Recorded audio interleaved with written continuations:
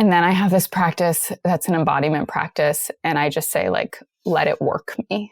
And I usually get down on my hands and knees and I shake and I writhe and I just like let myself fully embody the pain, the angst, the rage, the self-righteousness. And I just, to the point where it becomes like extremely energetic, and it's just, I'm letting it like work my body.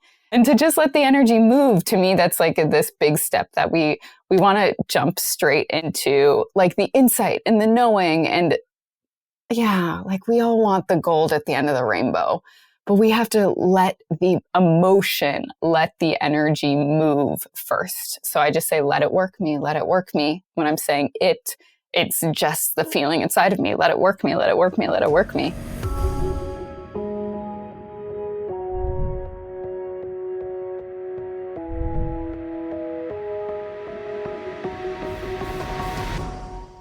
Welcome to the Soulful Ambition podcast.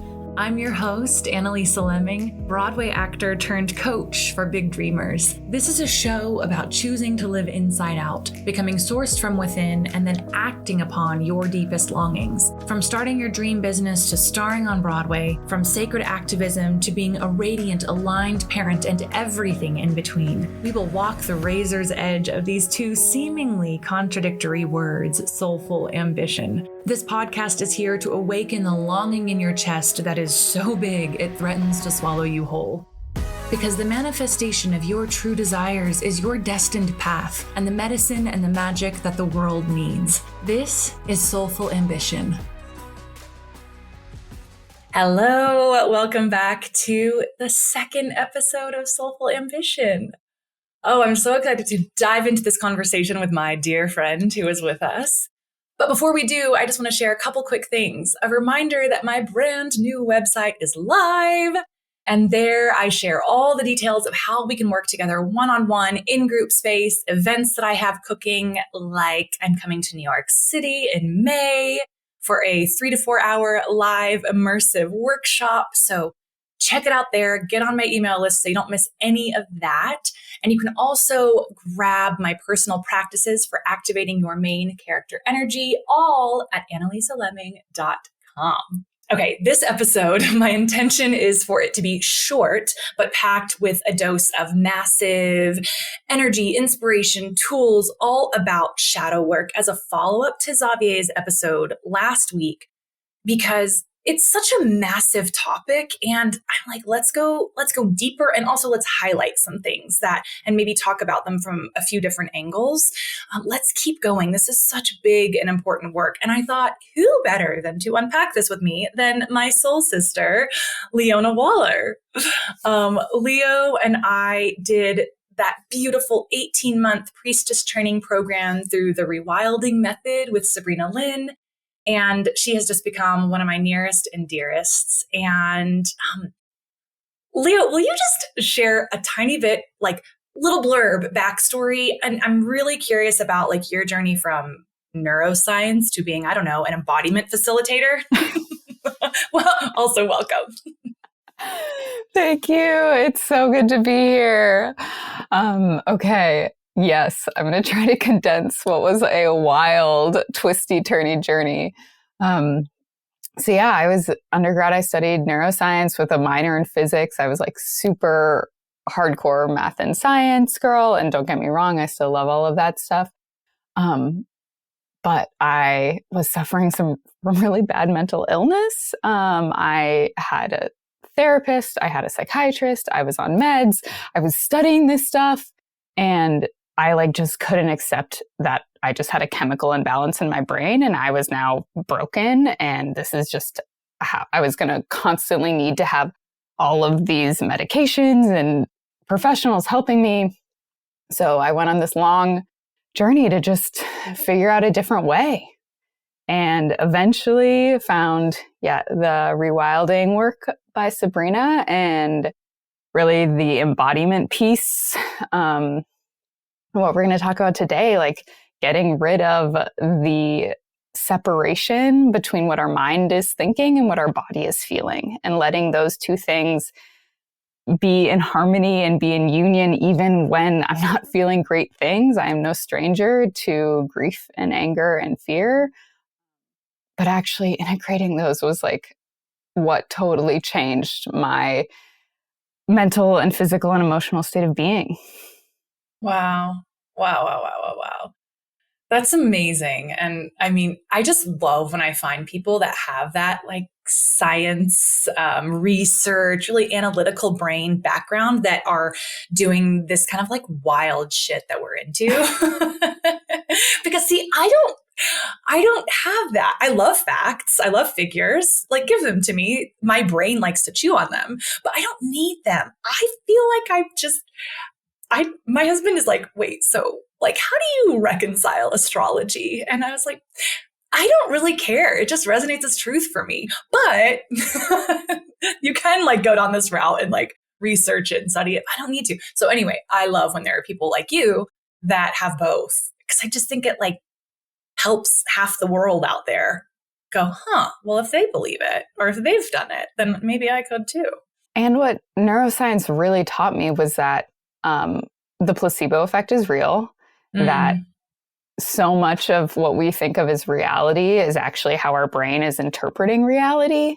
So there is like when you open up to the possibilities of like, okay, I don't know if the position Neptune was in when I was born affects me, but I can use it as a tool to like get into my deeper layers, to get into my subconscious, to get into the things that I haven't seen. And I'm going to use that tool. And it doesn't like the brain is a wild and powerful thing. And I'm not going to worry too much actually about what's real and what's not. And there's plenty of stuff that we haven't proven, and there's plenty of stuff we haven't tested, and just let the doors be wide open instead of trying to get really narrow about it. Yeah. Wait. Okay. So I often say this, and I feel like this is related. I'll often say this when I'm presenting maybe a new reality to a client is like, look, like we can play by any rules that you want. And so like, we can keep playing by the rules. It's not possible. And that it will take a miracle for X, Y, or Z to happen. But it's like, or it's more fun to imagine that, right? Like, I really do feel like that's kind of what you're saying. Yeah. So a big part of my like coming into spirituality, I was hardcore atheist when I was a teenager. And in the beginning of college, I was like, anyone who believes that there's a God is a loser. Like, I don't know, something dumb a teenager would say. And then a very close friend of mine passed away when I was 19, and I was faced with this choice of, do I think he's gone forever? Or am I going to choose a belief that helps me continue to live in this world and function in this world and like contribute to this world? Because at that point, just imagining that he was gone forever, I was like, I'm going to fully collapse. Like I will be a shell of what I was, and I won't really see a purpose to being here. So it was just I very specifically chose the belief of, okay, energy is neither created nor destroyed. This like big, beautiful golden man, the energy that he was has not been destroyed. It's not gone. And I don't know where it is. And I don't really need to care. I don't need to worry about that. But just choosing that belief allowed me to like move forward, and actually allowed me to take a lot bigger risks instead of just thinking this life was all there was. Yeah, that's so beautiful. Thank you for sharing that story. We all have our way in, right? And if we're not there yet, we'll find it. If we choose to, or if we want to, or if it's meant for us to. Yeah. So I know this about you, and I was like, who better than to dive into shadow work than my Enneagram 4 friend? One who's so cozy in their emotions and feels it all. And you're right. Like, and we were talking about, I feel like you and I have a little, and I love that you're like a brunette and I'm a blonde, and we have this like the dark and the light a little bit. Like when I started all this work, I was like positive affirmations, like that's the way, like I loved that. And then anytime we would be like, yeah, but go into some of the fears, I'd be like, oh, I don't have any. It even took me time to like find what they were and excavate. And I was so uncomfortable, but I could spend days and days journaling about all the possibility. And so I love that we can kind of come from this from both sides. And actually, I feel like we support each other in that. Like just last night, you said, Analisa, I think there might be some shadowy things for you to look at in something we were talking about, right? Yeah. So tell me go a little bit further into why shadow work is so important to you. And like right now, maybe a practice around it, a tangible practice that you could share. Yeah. So I think, I like opened up to this world of spirituality and first entered through mindfulness and like Buddhism and this very like transcendent way of working with the human experience, which is beautiful. And I could I think for better or for worse, maybe because I'm a 4 and I'm like so in the angst, like I can just tell when something isn't working for me. It's like I'm hitting a brick wall. And that's what trying to do mindfulness meditation was like. Like I would sit there and I would just get nothing out of it. And I would come out so angry. And it wasn't until I found Rewilding with Sabrina, and she is so into shadow work. And I just felt, I was like, oh my God, finally, like all the angst and all the like pain and rage. I got a lot of rage. I got a lot of grief. Like all of those things that are sitting inside of me aren't wrong because they're there, whether or not I try to deny them, try to avoid them, they're still there.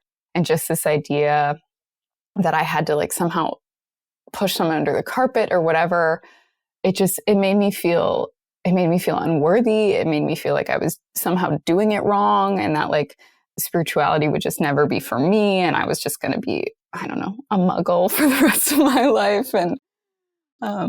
And when I found shadow work and was just like, no, these big, scary emotions also hold divinity. They also hold love, and I don't have to run away from them. And I can actually like welcome them into this work, and I could welcome everything else in, like my anxiety and my issues with eating disorders and all of that. Like it was now a part of this journey. It wasn't something that I just needed to like get rid of as fast as I could. It was actually like teaching me and opening up beautiful things to me.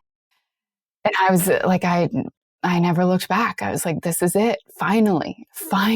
I remember like sobbing on the floor in one of the first workshops I did with Sabrina, which was with Lilith, kind of a like strong archetypal dark goddess.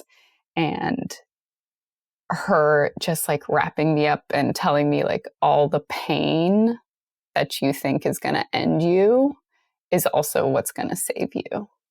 And it's also will be the sources of the most profound healing you can imagine. And yeah, I was sold. Yeah.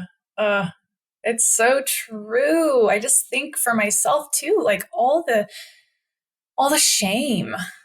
There's been, I love this word, like unshaming. There's been such unshaming, and it continues to happen. But, because we'll do this for the rest of our lives. It's not like we'll just do a weekend of it or work with a coach for 6 months or do a retreat on shadow work and we'll be done, right? Like this is forever a beautiful thing. And as Xavier said in the episode, it's not like you just have to like go searching for it, like living in the shadows. Like it'll come up. We will be triggered by life, and then we can choose to go into it or not, right? Like, but it's just been so healing. So what's like your favorite current practice when you notice a trigger or like you're coming from a shadowy place? Or first, actually, before that, how do you know? Like, how do you discern that? And then what is a practice you would stop and do today? I love this question. The how do you know is so important because there is moments that also like we are ignited into anger, like sacred rage to fucking change this earth and to fight for the love and the possibilities that we know are out there. But then there's this other, it has a texture. So I'm a big fan of like getting to know the textures of your emotions. So it's not just like pleasant, unpleasant, sad, happy, like the texture of the rage. And when there's a texture to it that's like, it's a little shameful, it's a little slimy, it's a little like, it's not, I can tell it's not coming like straight out of me. It's kinked in some way. And it's almost always wrapped around my self-worth and my idea that I am like worthy for love. And I'm often, there's like, I know that I'm protecting part of myself. I'm not fighting for the beautiful world. I'm like protecting my ego. I'm protecting my self-esteem in some way. So that's, totally. Yeah, that's a big sign there's a trigger for me. And then it kind of depends on how strong of a trigger it is. Usually my go-to for like any emotional processing is I go on a walk and I leave myself a voice note. And very similar to Xavier's questions. I loved his questions in the podcast, his practice. I just talk through it. Okay, what's going on here? What's deeper? What's deeper? What's deeper? And really getting into, okay, what am I feeling? Like this, if we exclude the external world is not part of this conversation right now. What am I feeling? So that's my go-to. But sometimes I run into triggers that are like so big that I can't talk about it almost, or it's just, I spin. You know, when you spin, we all spin. And then I have this practice that's an embodiment practice. And I just say like, let it work me. And I usually get down on my hands and knees and I shake and I writhe and I just like let myself fully embody the pain, the angst, the rage, the self-righteousness. And I just, to the point where it becomes like extremely energetic and it's just, I'm letting it like work my body. And I've never lasted more than like 10, 15 minutes with that. If it's really bad, I will start screaming, often fuck you. And to just let the energy move, to me, that's like this big step that we want to jump straight into like the insight and the knowing. And yeah, like we all want the gold at the end of the rainbow, but we have to let the emotion, let the energy move first. So I just say, let it work me, let it work me. When I'm saying it's just the feeling inside of me. Let it work me, let it work me, let it work me. And then it'll pass. And then I can finally look at it without being like, yeah. Yeah. So there's so much to unpack in that, in the embodiment practice itself, right? Because I imagine that there will be people listening to this that are curious about that and are like, okay, I want to try it. And there's a few things that have helped me so much because I'm a lot newer to it than you are. You've been doing it for years and years and years. And a couple things that Sabrina said that have really been transformative to me, which is like, the mind doesn't have to understand, like the body knows what to do. So I will say that to myself, like my body knows what to do. My body knows what to do. Like I am an animal. My body knows what to do, like to get rid of stress, to process. So that really helps me. And then also this is actually, Sabrina says this, of course, but so does Madeline Moon, who I think is going to be the next episode, but I haven't decided yet. So she's coming. The episode's amazing. But in her book, Artist of Love, she talks about like the weirder you can let yourself be, the more you know that you are not doing what society and culture thinks that you should be doing. And like, you're not being like a good girl, a pretty person. You're not being nice. You don't have a mask on. And so like, we purposely want to like make weird shapes and sounds and like, look what we say, quote, ugly, which I love because it's like ugly, dark, shadow. Like I think of those as all related. And the more we can like build that capacity to be with those things within ourselves. I mean, I would say that's the hardest thing that I had, but also I watch clients every day struggle with is like letting ourselves go there, right? Because it's like we've spent decades being the perfect X, Y, or Z, right? Like being acceptable by society. And we do that to stay safe. And so, and to, not be like exiled. So that, that's a part of us. And I love that part. But oh my gosh, like letting yourself go and like put on a piece of music and being like, I'm going to let this rage go or this self-doubt or this shame. Like it's that in and of itself, if that's all people walk away with and like go, okay, I'll try that. Well, I will be as bold to say it will like change your life. I agree with that. And I love those. Yeah. Like let it be ugly. Let it be weird. Trust your body. And I found a really good doorway in for me and my clients is, like be a wild animal. Like it's just an image that we all understand of like crawl around like a mad wild animal and make your space feel really safe. So your blinds are closed, like no one's going to hear you. You have some like I turn on white noise if I'm worried that someone is going to hear me. So I can just like, like, wild animal is a really helpful doorway in. Yeah. Yeah. Thank you. So good. Oh, my friend. Okay. So, feeling into two different doorways that feel open to me. I have to say this. I don't think I've shared this ever on the podcast, which is, I would love for people that are like kind of like shadow work, embodiment curious to check out the Alanis Morissette documentary. And I can't remember what it's on, HBO maybe.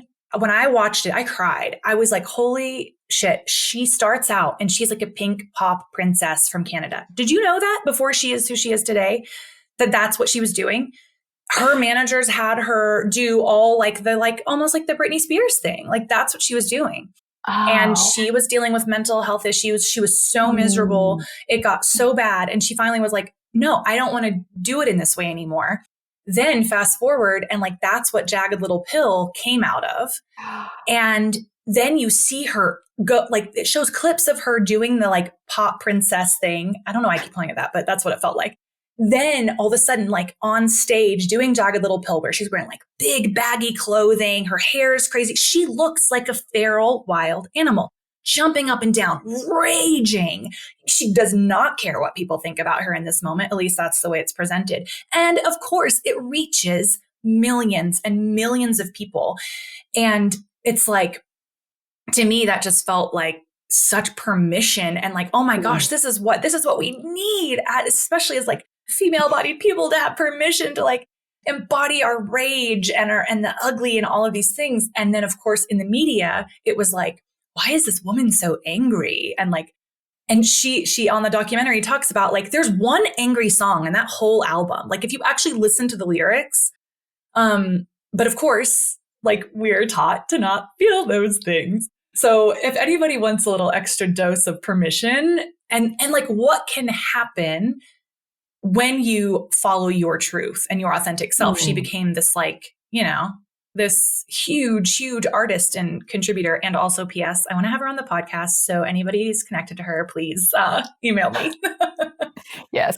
Have you seen it? Have you seen the documentary? No, but I'm going to watch that as soon as I have a free evening. It's so good. I am obsessed. I also love the Pink documentary, not for the exact same reasons, but another great example of like, just a badass, like female body person. Okay. So I want to go into something. I want to tell you about something from Xavier's workshop. And I would love in the last like 10 minutes to parse it apart together, because I think you're going to love it. And I present this to clients sometimes. And at first our brains are like, wait, hold on. Because it's such a different way of looking at like what's going on within ourselves. So, okay. So if you remember from the episode last week, if you haven't listened yet, go listen. We all have this radiant light within us, our golden shadow that we have rejected along the way. We've been taught to, etc. And he shares that we have 4 main fears that cause us to reject our light, our fullness. And that is the fear of humiliation, the fear of alienation, the fear of loss, and the fear of persecution. Right? Like, do you have one that's like hottest for you that you feel like is kind of like a main theme for you of those? So alienation, humiliation, persecution, and loss, right? Mm-hmm. I think I've had periods in my life where like different ones are strongest. Like when I was young, humiliation, 1,000%. And alienation, like not being part of the crowd. I think maybe because I'm a 4, loss, and because I've experienced loss. So like loss doesn't, I'm like, that's part of life. But recently persecution is like the one that's coming up, like the witch wound as I show up more publicly. Like that one is, that one is juicy. Not in a good way. Yeah. Oh, mine is still fear of humiliation. I definitely experienced the other ones as well, but that one is like my biggest. And he says, listen to this. And I know a lot of high performers listen to this podcast, hence soulful ambition, right? Like big dreams, big goals, that the fear of humiliation points to an addiction to pride. When he said that, I was like, ooh, you got me so good. Also, I'm an Enneagram 2, and that's like our thing is pride. So, okay. So he suggests that what if we look at these fears as initiations to build the stamina to shine? Immediately that changes the game. So when that pops up as, hello, I'm launching this brand new thing into the world and I feel a fear of humiliation, it's like, no, this is an initiation. You get to go into this. You don't have to go, no, then something's wrong, right? Or maybe I shouldn't, or what I do, which is like push it down and push through. And it's like, no, this is an initiation to build the stamina to shine that light more and more and more of the time. Curious if anything in that comes up, and then I'll tell you the second part of this. I mean, I love that reframing so much. Like I hadn't heard that reframing stated so explicitly. I think I kind of knew it, but until Xavier said it, it was just such a fuck yes in my entire system. What I often say to my clients is everything you want is on the other side of discomfort. Mm-hmm. Because if it was in your comfort zone, you already would have gotten there. Like you already would have been on a TEDx stage. You already would have, et cetera, et cetera. And so instead embracing, not seeing it as, I think he said this too, like your shadow isn't in the way, it is the way, or it's part of the way, something like that. And I put it as like resistance, like whenever you come up against resistance, it's not an accident. It's not like the boulder that's in your path. It is actually teaching you something really fundamental that you will need going forward. Yes. I mean, that's just like such a different way of looking at life than I think most of us have been taught at all when we come up against these things. So he says that we have these archetypes or fragments of ourselves that come to protect us from those fears that we take on, which are the saboteur, the inner critic, and the imposter. So all of these fragments, which for me, I think my loudest is 100% the inner critic. Like I am so judgmental of myself, and it's so habitual that often it takes a lot of time and practicing to even know it's there. Totally. Yeah. You're like, this is normal, right? Well, yeah, because you're like, well, I just should know better. It's not, you don't even realize you're judging yourself. You're like, I should be better than this. I shouldn't have this jealousy of my friend. Yeah. Or God, I'm being like so mean to my husband and X, Y, just whatever it is. Or like, I'm struggling with in my friendships or with this fear. And it's just like, why are you doing this? You know that you can't feel these things if you want to do this thing, right? And that judgment is a layer that I'm always reflecting that back to people that I work with. And they're like, oh, but a lot of times they'll go, oh, I know, but I'm like, no, we're sitting in this, right? Like we're going to sit in the self-judgment, and I have to do the same thing with myself. So these three aspects are like fragments of ourself: the really judgmental Analisa, the inner saboteur of Leo is coming to protect you so that you don't feel humiliated and persecuted and all of these things. But they can also, when we realize, they can be an invitation to point you towards true humility and soul esteem and wholeness and self-acceptance. And so Xavier said in this workshop of his that I took, I want you to prove to each of these aspects of yourself as they arise that you will not abandon yourself when you're humiliated or rejected. And that's how they integrate. Oh, it's so warm and yummy. So good. Self-abandonment. And so that's like the thing I want to bring in here and really highlight. Because again, people are like, what does that even mean? And that's it, right? When we judge ourselves, we're abandoning. When we're doubting ourselves, when we exile ourselves first so other people won't. What are ways you self-abandon the most? Oh my God. Well, first, I love the kind of metaphor analogy for understanding this, of like, thinking about your best friend or your partner and how you expect them, want them to show up for you. And even when you're like fucking up, you don't want them to obviously like take out the flogger and be like, you're so dumb. Like, what are you doing? And so just looking at how we want the people we love to show up for us and being like, am I showing up for myself like that? And we say it all the time. Like, would your friend talk to you that way? But like really thinking about how like I've gotten mad at partners who I feel like have abandoned me in some way, physically or emotionally. And it's like, I do that to myself all the time. And right. Not to say that what I do to myself is giving other people permission, but I'm definitely not teaching them. I'm not showing them how I want to receive love. So the ways that I probably abandon myself. Yeah, sure. Well, give me one. I want to share like a real concrete example of myself too, just because I think it's so helpful to hear. Because like we hear these as concepts, but then when we hear examples, it's like, oh wait, I do that. Mm-hmm. Right. Yeah. I'm probably, I would say the inner critic is my loudest as well. And for me, it's this idea that I like should be better and should know better. And it's like I can tell when I'm like wagging a finger at myself of like, Leo, let's see, let me think of a specific example. I'm like terrible at answering text messages and I'm terrible at picking up the phone.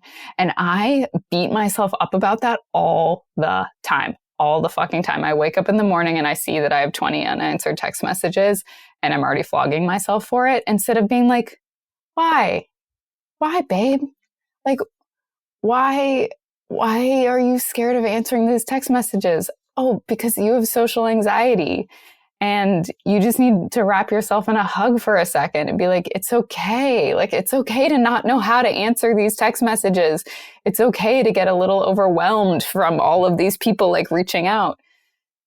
You're not wrong for thinking that. We used to live in a tribe where we saw like a grand total of 40 people for our entire life. Like, this world is overwhelming. You're okay to feel that way. And then I love the question that Xavier, I keep wanting to say Xavier, Xavier shared of, what does this part of me need to hear? If I didn't self-abandon myself, what would this aspect need from me? And just like in that moment, it's an acknowledgement of, okay, you're overwhelmed and that's okay. You're not wrong. Like, we expect this top-down control, we expect that our brains and our willpower should be able to force ourselves to do all these things that we find uncomfortable. Hasn't worked yet. In my 30-something years, still hasn't worked. So I don't think it's going to work. Yeah. That's such a great example because I know that's like, it's everywhere. Everybody is feeling that way. So thank you for bringing that example in. One that I'll share is like my perfectionism around things. And like, if I have a goal for myself, like I'm always trying to like hone what I eat and how I'm moving my body and stuff. And so I will go off the rails, I'll eat off plan or do something. And like, that's one of those spirals that I get into. And I'm so mean to myself, but it's not conscious, right? Like, it's not like I'm actively doing it. It's humming in the background. And then I feel terrible.